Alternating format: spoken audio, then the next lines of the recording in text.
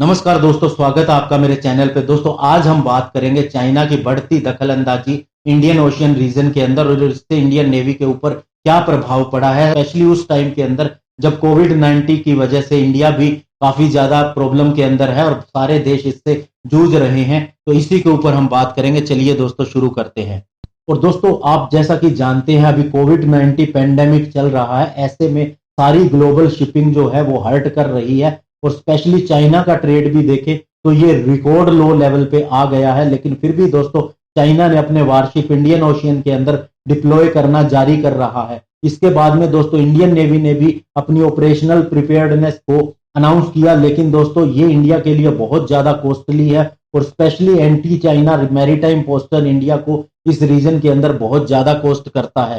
दोस्तों Chinese ministry of national defence ने बुधवार को यह घोषणा की कि गल्फ ऑफ एडन के अंदर पीपल्स लिबरेशन आर्मी नेवी की 690 मैन वाली 35वीं टास्क फोर्स को लगाया जाएगा, स्पेशली दोस्तों एंटी पायरेसी ऑपरेशन के लिए इंडियन ओशियन के अंदर। और इसे इंडिया की जियोपॉलिटिकल स्फीयर के अंदर एक बहुत बड़ा झटका माना जा रहा है। दोस्तों पीपल्स लिबरेशन आर्मी नेवी का गाइडेड मिसाइल डिस्ट्रॉयर ताइयान और इसके अलावा फ्रिगेट जियांगजोउ पहली बार इस रीजन के अंदर आएगा और यहां से गुजरने वाले चाइनीज शिप्स और वेसल्स को सुरक्षा प्रदान करेगा। और दोस्तों इस टास्क फोर्स के साथ में कम से कम 2 दर्जन नेवल हेलीकॉप्टर भी शामिल होंगे। साथ ही दोस्तों रिप्लेसमेंट ऑयलर चाहाऊ भी शामिल होगा एक सपोर्ट वेसल के तौर पे, और ये कोस्ट ऑफ सोमालिया के ऊपर होगा जहां पीपल्स लिबरेशन आर्मी नेवी 2008 से ही नेवल एस्कॉर्ट मिशन को अंजाम दे रही है। और दोस्तों ये चाइना की अनाउंसमेंट उस समय पे आई है जब इंटरनेशनल मैरीटाइम ब्यूरो का कहना है कि पिछले 2 क्वार्टर के अंदर किसी भी तरह की नेवल हाईजैकिंग नहीं हुई है। इवन सोमालिया के नजदीक भी इस तरह का कोई इंसिडेंस नहीं देखा गया है। और अगर ग्लोबल शिपिंग डाटा को देखें दोस्तों तो इसके अंदर भी बहुत ज्यादा कमी आई है कि जो शिप पोर्ट्स की तरफ जा रहे हैं, और ऐसा यूरोप और चाइना को मिला के ये डाटा कहता है। और दोस्तों इसके पीछे एक कारण ये भी दिया जा सकता है क्योंकि पीछे अभी इंडिया ने चाइना का एक नेवल वेसल पकड़ा था जिसके अंदर एक ऑटोक्लेव मिला था और उस ऑटोक्लेव के ऊपर लिखा हुआ था कि नोट फॉर मिलिट्री यूज। लेकिन दोस्तों वह दोनों तरह के यूज के अंदर आ सकता है और ये मिस लेबल किया गया था।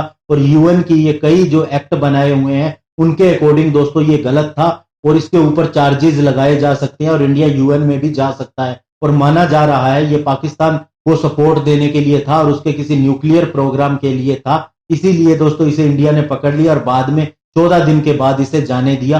और उसके बाद से ही चाइना ने अपने एफर्ट को इंडियन ओशियन रीजन के अंदर डबल कर दिया। और दोस्तों वही साउथ चाइना सी के अंदर देखें तो वहां भी चाइना ऐसा ही करता है। और अगर किसी देश का, अगर अमेरिका और जापान का कोई वेसल वहां पर आए तो वह उन्हें खदेड़ने की करता है, और जबकि इंडियन ओशियन रीजन के अंदर वह इस तरह से बिहेव करता है जैसे यह उसका ही क्षेत्र हो। और दोस्तों इंडिया को भी अपनी जरूरतों को देखते हुए और अपनी सुरक्षा को मजबूत करते हुए इसके अंदर रिकनिसेंस मिशन को अंजाम देना होगा। और इंडिया की डोर्नियर फ्लीट इसके लिए रेडी है और रेगुलर पेट्रोल भी कर रही है, ऐसा इंडियन के नेवल चीफ ने अभी कुछ दिन पहले ही कहा था। और इसके अलावा दोस्तों इंडिया अपनी सबमरीन फ्लीट के ऊपर भी जल्दी से काम कर रहा है ताकि दोस्तों किसी भी तरह के ऐसे खतरे को से निपटा जा सके। और इसके लिए दोस्तों इंडिया ने P-8I एयरक्राफ्ट की भी एक और फ्लीट मंगाई है जो कि अगले महीने इसे डिलीवर हो जाएगी। और उसी के साथ ही अमेरिका ने इंडिया को हार्पून ब्लॉक 2 मिसाइल और MK-54 टोरपीडो देने का भी फैसला किया है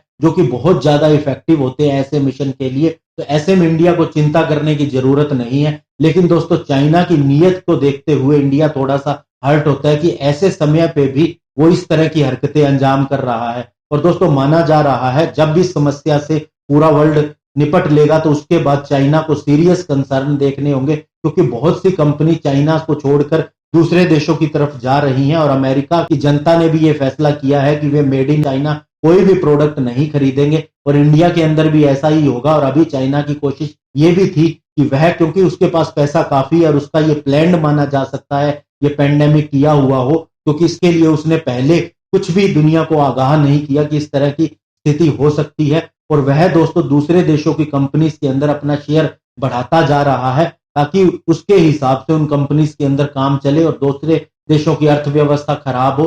तो ऐसे में इंडिया ने फटाफट अपने रूल एंड रेगुलेशन के अंदर चेंजेस कर दिए कि किसी भी तरह की इस तरह की हरकत अगर चाइना करेगा तो उस कंपनी से नहीं, इंडियन गवर्नमेंट से उसे डील करना पड़ेगा। और उसके बाद चाइना ने इसका विरोध भी किया, लेकिन इंडिया ने उसकी परवाह नहीं की। तो ऐसे में दोस्तों इंडिया भी बराबर ही चाइना को काउंटर कर रहा है। इसके अंदर घबराने की कोई भी जरूरत नहीं है। धन्यवाद। जय हिंद।